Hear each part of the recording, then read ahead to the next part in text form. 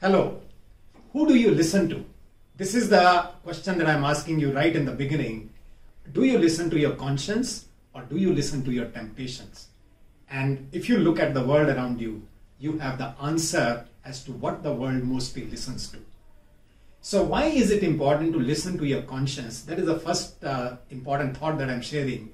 Your conscience speaks from a deeper wisdom. The wisdom that has been acquired over the years, your conscience speaks from that. And if you are driven by temptations, perhaps they are very flimsy, right? So this is the difference between listening to conscience and listening to your temptations. Let us understand certain more ideas as to why is it important to listen to your conscience, or let us simplify that word to your inner voice. So conscience is a voice which comes from inside, as I just said that, and also it has a long-term perspective. It is always interested in your long-term well-being. It does not consider your short-term happiness. So that is why it is important to listen to your conscience, because it is interested in your future. It is interested in creating that kind of future for you which you will be able to cherish. That is why it's important to listen to conscience rather than temptations, because temptations are very short-lived.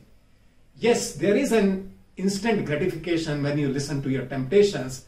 For example, whether it is eating something or watching something or going somewhere, anything like that, if it is driven by temptation, it gives you an instant kick. But the periodicity or the lifespan of that kick is very short. That is why you need to listen to your inner voice. Another thought that I'm sharing is conscience, or the inner voice, is considered to be everyone's pole star, north star or pole star, whatever word you want to use, which means it helps us to see the direction of our growth.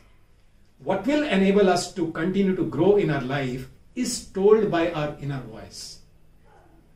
If you listen to your temptations, they will not, they don't have the growth in their perspective. They talk only about the benefit now or the momentary happiness. Next important thought is your inner voice is very easily able to tell right from wrong.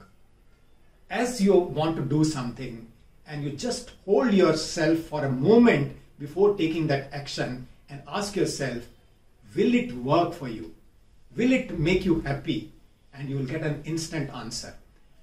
In one of the books I read this test called Mama test or Baba test. What does it mean?